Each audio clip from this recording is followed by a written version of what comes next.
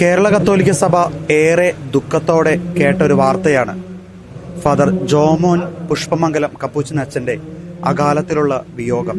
ഞാനിപ്പോൾ എത്തിയിരിക്കുന്നത് കോട്ടയം തെല്ലകത്തുള്ള വിദ്യാഭവൻ കപ്പൂച്ചൻ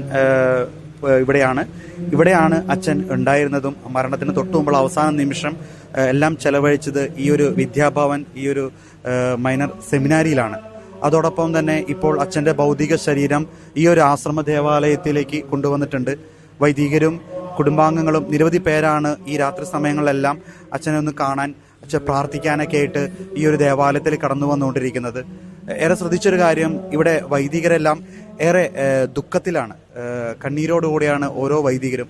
അച്ഛനെക്കുറിച്ച് പറയുവാൻ തന്നെ അവർക്ക് സാധിക്കാത്തൊരവസ്ഥയിലേക്കാണ് ഞങ്ങളിപ്പോൾ ഇവിടെ എത്തിയ കണ്ട കാഴ്ച. കാരണം അത്രമേൽ പ്രിയപ്പെട്ടതായിരുന്നു ജോമോൻ അച്ഛൻ ഇവർക്കെല്ലാം.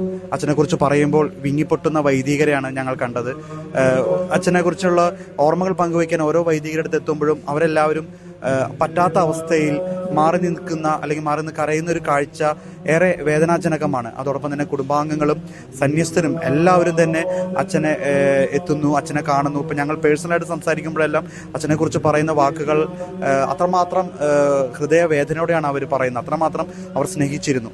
നാളെ രാവിലെയാണ് 10 മണിക്ക് അച്ഛൻ്റെ മൃതസംസ്കാര ശുശ്രൂഷ ഈ ഒരു ദേവാലയത്തിൽ ആരംഭിക്കുന്നത്. ഇപ്പോൾ ഞാൻ നിൽക്കുന്നതിന് തൊട്ട് പിന്നിൽ ഇവിടെയാണ് അച്ഛനെ, ഇവിടെ ഈ കാണുന്ന ഒരു കല്ലറയിലാണ് അച്ഛനെ അടക്കുന്നത് എല്ലാം. എന്തായാലും വേറെ ദുഃഖകരമാണ്. കഴിഞ്ഞ 1 വർഷമായിട്ടുള്ള അച്ഛന് ഹൃദയ ശസ്ത്രക്രിയ നടന്നിട്ട് ഒരു സുരേഷ് എന്ന് പറയുന്ന ഒരു വ്യക്തിയുടെ ഹൃദയമാണ് അച്ഛനെ മാറ്റിവെച്ചത്. അതിനുശേഷം കഴിഞ്ഞ 1 വർഷമായി 6 മാസമായി അച്ഛൻ വളരെ ആക്റ്റീവായിട്ട് ഈ ഒരു കാര്യങ്ങളെല്ലാം നടക്കും. ഇവിടുത്തെ അച്ഛൻ്റെ അജപാലന ശുശ്രൂഷയും ഈ ഒരു സെമിനാരിയുമായി ബന്ധപ്പെട്ട കാര്യങ്ങളെല്ലാം വളരെ മനോഹരമായി നോക്കി നടക്കുമ്പോഴാണ് ആകസ്മികമായി പെട്ടെന്ന് തന്നെ അച്ഛൻ തളർങ്ങി വീഴുന്നതും അതിനുശേഷം മരണത്തിലേക്ക് പോകുന്നതുമെല്ലാം.